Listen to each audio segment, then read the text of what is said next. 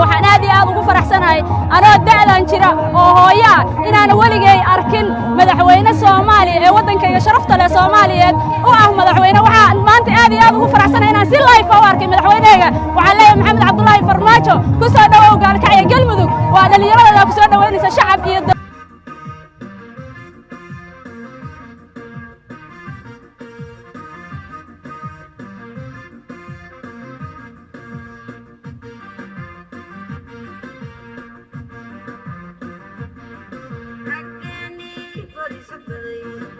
سياستي وفهمين رجعني بوليس